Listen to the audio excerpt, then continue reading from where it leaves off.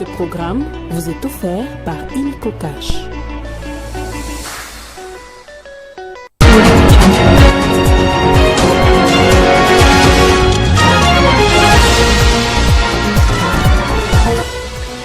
L'heure est au travail. Après avoir été investie tôt ce matin, vers 2h à l'Assemblée nationale, Judith Suminwa a procédé ce mercredi à la remise reprise avec Jean-Michel Sama Lukonde.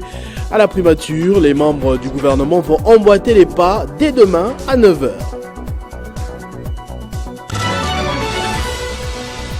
Un drame sur la rivière Kwa, dans la province de Mai-Ndombe. Le naufrage d'un embarquement a causé la mort d'au moins 90 passagers dans la nuit de lundi à mardi. Nous serons en ligne dans ce journal avec un élu de la province pour plus d'informations à ce sujet.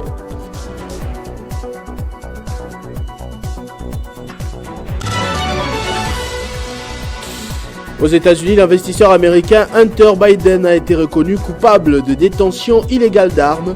Fils du président Joe Biden, le camp politique de son père a décidé de respecter la justice sur ce dossier. Toute perspective de grâce présidentielle a été rejetée. Mesdames et messieurs, bonsoir. Quelques heures après son investiture à l'Assemblée nationale, la première ministre Judith Suminwa Tuluka a officiellement pris ses fonctions ce mercredi. La remise reprise avec son prédécesseur Jean-Michel Sama Lukonde a eu lieu cet après-midi. Comme la coutume l'exige, le sortant a conduit la nouvelle dans la salle où sont postés les portraits d'anciens premiers ministres. Elle a dévoilé son portrait. Les deux personnalités se sont ensuite rendues au jardin des Premiers pour contempler le buste de plus qui est érigé. C'est à l'issue d'une longue plénière, justement, conduite par un Vital Kamerhe que l'on retrouve imperturbable à son poste, que le programme du gouvernement Suminwa a été approuvé par l'Assemblée nationale. Après débat et recommandations formulées par les élus, le gouvernement a finalement été investi, nuitamment aux alentours de 2h en direct sur la chaîne nationale. C'est au bout d'une journée marathon commencée à 13h juste et finie à 2h du matin que la plénière a pu épuiser le débat sur le programme du gouvernement de la République. Après enrichissement apporté par les députés nationaux et les réponses de la première ministre, le programme du gouvernement a été entériné et la plénière, sous la conduite de Vital Kamerhe, président de l'Assemblée nationale, a procédé à l'investiture du gouvernement Suminwa en raison de 797 voix pour et 8 abstentions sur 405 votants. Vu le programme du gouvernement tel que présenté par son Excellence, Madame la Première ministre, Judith Suminwa Tuluka, considérant le vote de confiance acquis à la majorité absolue de 397 députés sur les 500 qui composent l'Assemblée nationale. Vu la nécessité et l'urgence, adopte la motion dont la teneur suit.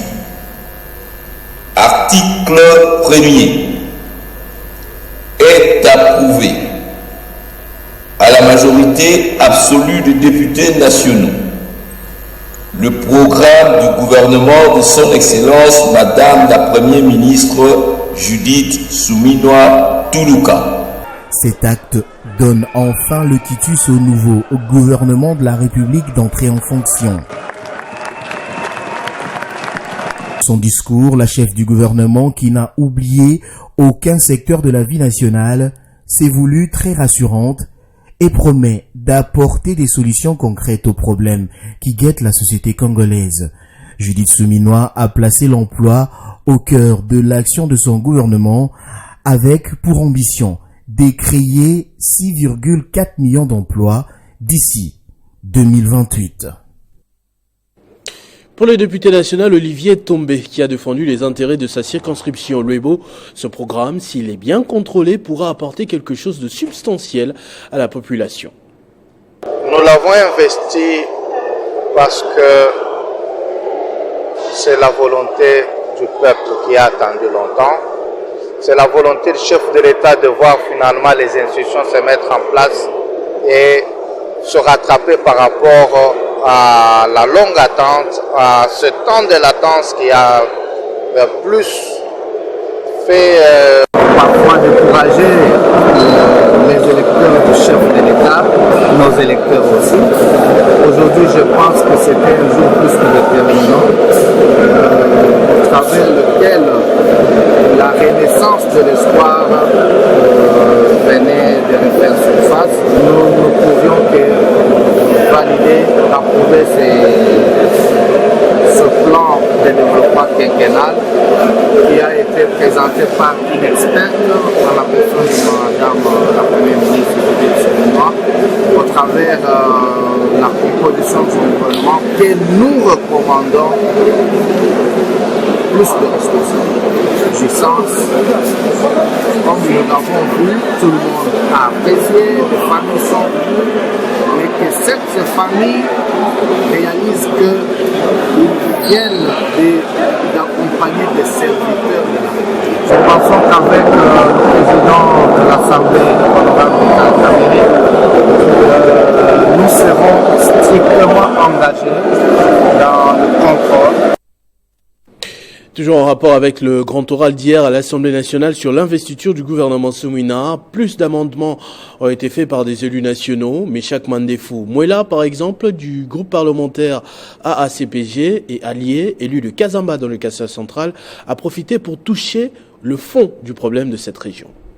L'élu de Kazumba, Meshak Mandefou Mouela, a refusé de laisser passer l'occasion de porter à la connaissance de tous les vrais défis du développement de l'espace Kassai lors de la plénière d'investiture du gouvernement souminois, chose que ce gouvernement devra prendre avec une très haute considération. Meshak Mandefou Mouela ayant captivé l'attention de tous par son discours de maître et de passion pour la situation du pays, particulièrement celle du Kassai central, l'élu a pointé du doigt plusieurs situations importantes, entre autres les finances, la situation de la route Kalamba-Bougie et tant d'autres. Je préfère vous le dire parce que la population centre-kassaïenne attendait la phrase route Kalamba-Bougie.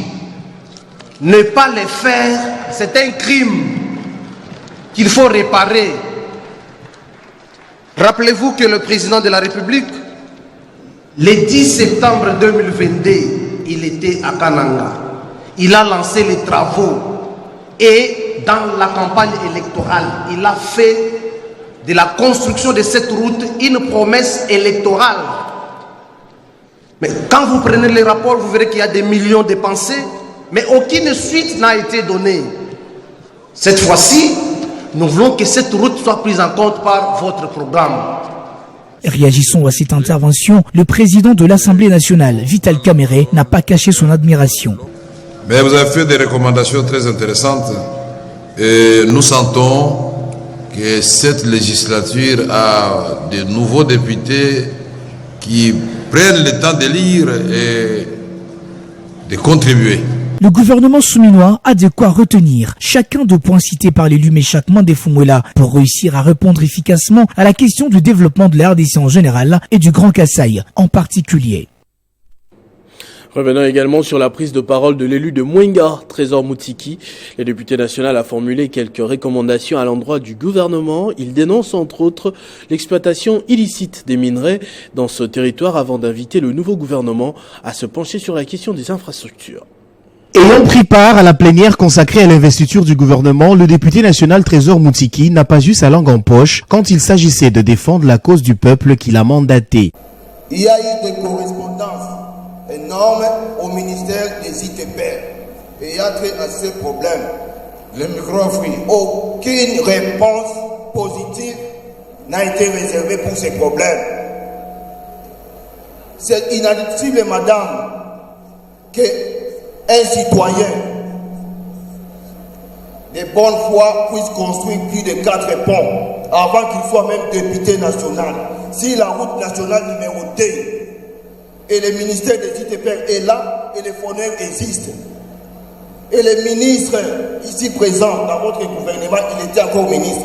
Il a réceptionné des correspondances, il a reçu les doléances. Et il a refusé même de répondre par rapport à ce problème. Ça nous fait mal au cœur, madame. On n'a pas de millions pour aider cette population.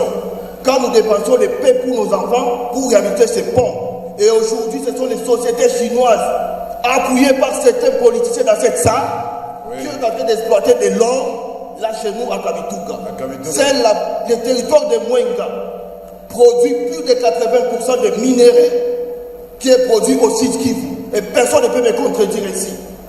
L'élu des Mwenga apporte donc par cette riche intervention sa touche au programme d'action du gouvernement de l'équipe souminois, en plaidant ainsi pour les intérêts de la communauté Lega. Au gouvernement souminois de prendre toutes ses responsabilités en apportant des solutions concrètes aux préoccupations soulevées par le député national Trésor Moutsiki.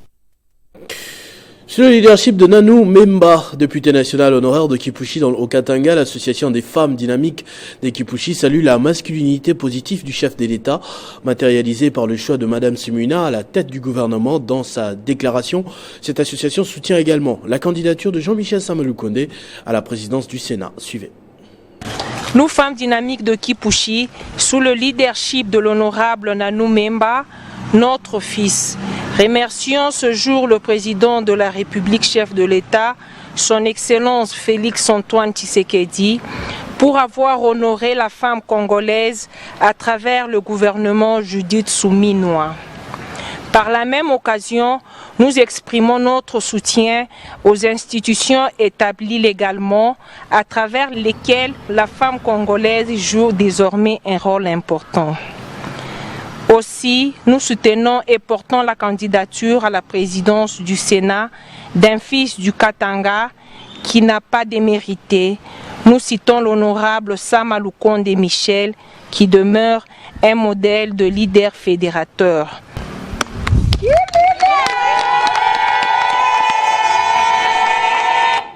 La candidature de Jean-Michel Samalukonde au poste de speaker de la Chambre haute du Parlement réjouit aussi les élus provinciaux du Tanganyika. À travers une déclaration, ils appellent Félix Tshisekedi à porter son choix sur ce ticket et invitent les sénateurs qui sont l'émanation des assemblées provinciales à opter pour ce digne fils du Haut-Katanga dont le parcours politique et l'éthique sont les atouts qui militent en sa faveur. Nous, députés provinciaux du Tanganyika réunis en ce jour, comme filles et fils et notables de l'espace Grand Katanga, conscients de la réalisation de plusieurs projets vitaux et du bilan largement positif de son Excellence Jean-Michel Samalukonde en tant que Premier ministre de la République démocratique du Congo et du meilleur climat de collaboration entre institutions dont il a fait preuve au cours de son mandat permettant la stabilisation de celle-ci. Considérant la nécessité pour la RDC, notre cher et beau pays, de continuer à bénéficier du concours et de l'expérience de ces dignes fils du Grand Katanga dans sa reconstruction et surtout dans la consolidation de l'état de droit, vision prônée par le chef de l'État, son Excellence Félix-Antoine Tshisekedi Tshilombo. Étant donné que les sénateurs sont l'émanation des assemblées provinciales, dont celle du Tanganyika, et contributive de 4 élus, parmi les 16 sénateurs représentant les 4 provinces du Grand Katanga. Décidons à l'unanimité d'apporter notre soutien tous azimuts à la candidature de son Excellence Jean-Michel Samalukonde au poste de président de la Chambre haute du Parlement de notre pays, un choix judicieux qui obtient l'adhésion de toutes les forces politiques du pays et surtout de l'espace Grand Katanga. Et puis ce drame dans le Maïndomé, plus précisément dans le territoire de Mouchi, une baleinière qui essayait de rejoindre Kinshasa avec à son bord des grosses quantités de produits agricoles a chaviré. L'accident a eu lieu sur la rivière Kwa, au niveau du village Lediba, dans la nuit de ce lundi 10 juin 2024 à 23h. Le bilan estimé est très alarmant, on parle de près de 90 morts enregistrés. On fait le point avec un élu de la place, l'élu de Mouchier, justement, Freddy Bonzeke. Bonsoir. Dites-nous, monsieur le député national, que s'est-il exactement passé? Merci beaucoup. Nous avons appris un bon matin qu'une baleinière dénommée Saint-Tété, appartenant à un frère, Monsanto, a subi un naufrage vers les Diba et la baleinière partait de Mouchi pour Kinshasa. Et on dénombre 86 personnes disparues et c'est ainsi que les recherches sont en cours pour que l'on puisse retrouver les corps et assurer la gestion des urgences. Et qu'est-ce qui est déjà fait à ce stade? Pouvons-nous savoir? Et si vous avez un message également à adresser aux autorités gouvernementales? En ma qualité de député national, j'ai informé l'opinion nationale hier à travers ma prise de parole à l'occasion de l'investiture du gouvernement. Et au même moment, nous avons envoyé les moyens pour une prise en charge locale. C'est-à-dire que nous avons donné les moyens pour que les autorités locales puissent se déplacer, arriver et descendre sur les lieux de manière à assurer la gestion des urgences. Alors, s'il y a un message à pouvoir lancer, c'est les messages que je lance tout droit du côté du gouvernement pour une action humanitaire. C'est que ça fait partie d'une catastrophe. Donc, nous sommes en train de plein pied. Nous avons contacté les autorités compétentes pour que nous puissions obtenir, n'est-ce pas, cette action humanitaire dont nous parlons. Nommé ministre de l'Industrie et Développement des petites et moyennes entreprises, Louis Watoum, un magnat de l'industrie minière, a été reçu par ses proches en vue de l'encourager pour ses nouvelles fonctions. La cérémonie a eu lieu 1 heure après l'investiture du gouvernement Simwina au Palais du Peuple ce mercredi. De l'Assemblée nationale, Louis Watoum a été conduit à l'hôtel Hilton à Gombe, où quelques membres de sa famille biologique, de la Fédération des entreprises du Congo, de la Chambre des mines, ainsi que de son parti politique APEC, Action de Patriotes pour l'émergence du Congo, l'attendaient impatiemment pendant des heures afin de le recevoir à 3 heures du mercredi 12 juin comme nouveau ministre de l'Industrie au gouvernement souminois, installé la même nuit par les élus nationaux. C'était une occasion pour ses proches et collaborateurs de lui offrir un cadeau des ballons, une façon de lui suggérer de jouer le rôle de capitaine à l'équipe gouvernementale, comme il a su bien le faire à la Chambre de mines, en croire Bernadette Pondou, vice-présidente de cette structure. Vous êtes un homme qui recherche toujours l'impact. Et en tant que capitaine de l'équipe que nous sommes, derrière vous, vous êtes notre capitaine, vous tenez notre flambeau. Vous allez marquer des buts pour nous honorer nous tous. Vous allez vous distinguer dans ce gouvernement. Et tous les buts que vous allez marquer, ça va honorer tous vos ici présents, mais les 100 millions de Congolais qui attendent. Et touché, Louis Watoum a remercié l'assistance et a reconnu que le ministère de l'Industrie est un nouveau défi. Je remercie le chef de l'État pour la confiance qu'il a mise en moi. Il faut vraiment quelqu'un de confiance pour faire ça. La dernière fois que je lui ai parlé, je crois, il y a plus de 6 mois. Mais quelque part, il a été inspiré de me mettre là. Maintenant, on ne va pas le décevoir. Alors, soutenez-moi dans vos prières. J'aurais besoin de vos conseils aussi, de vos critiques aussi, même les critiques qui font mal.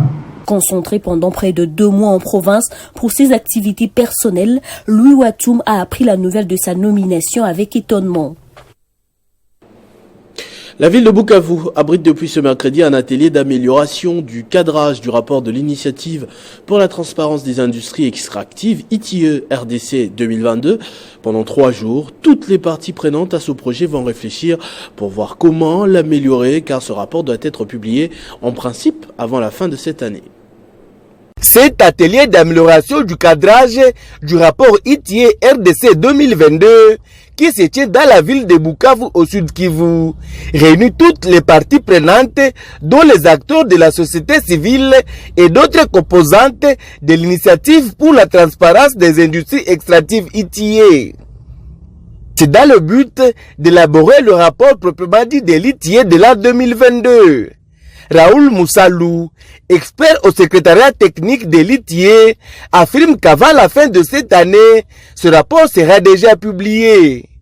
Il tient aux apports de toutes les parties prenantes. ITIE 2022, c'est un prélude à l'élaboration du rapport proprement dit de 2022 qui sera bientôt élaboré avant la fin de l'année pour être publié.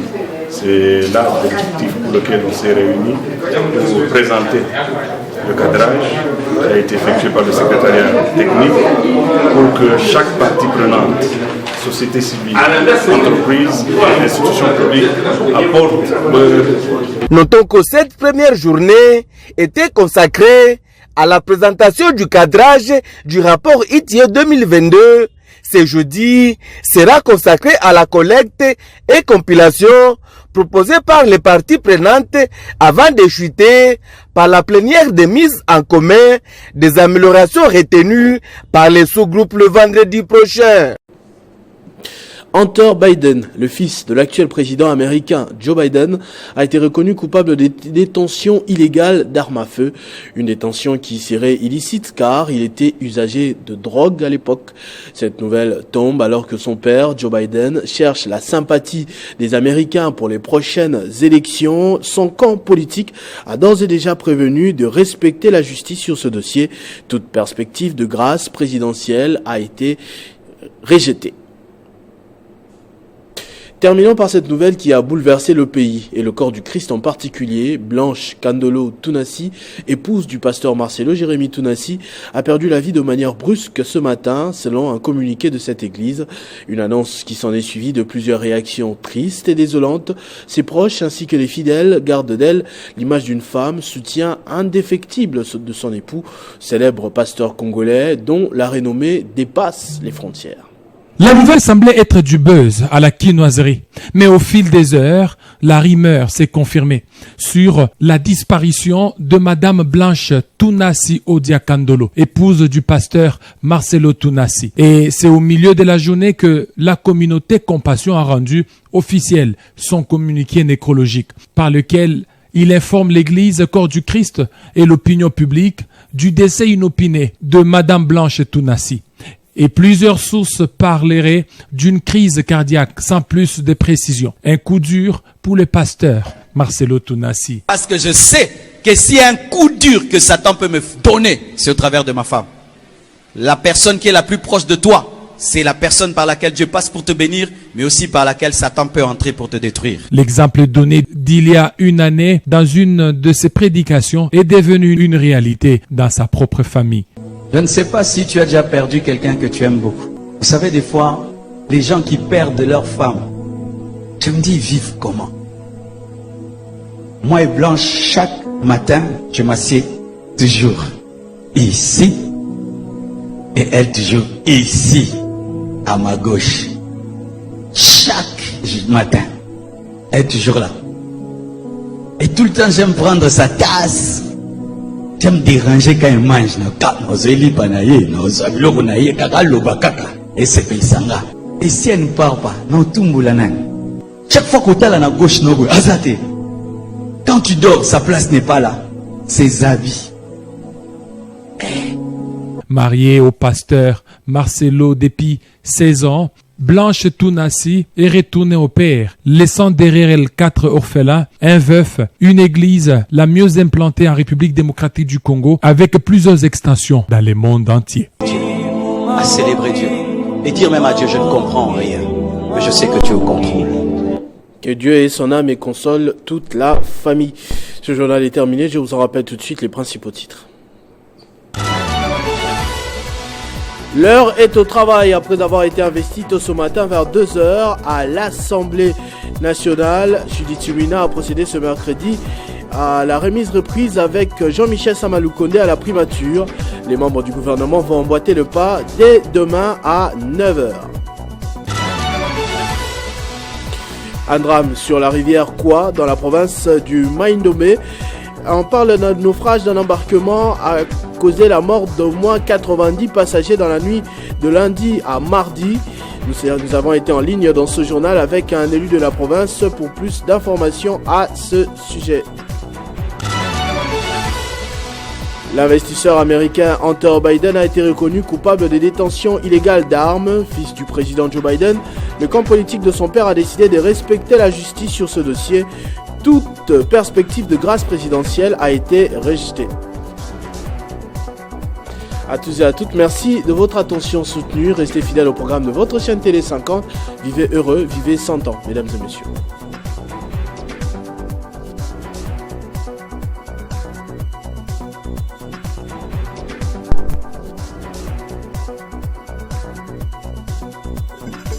Retrouvez toute l'actualité en continu sur www.tele50.cd. Ce programme vous a été offert par Inico Cash.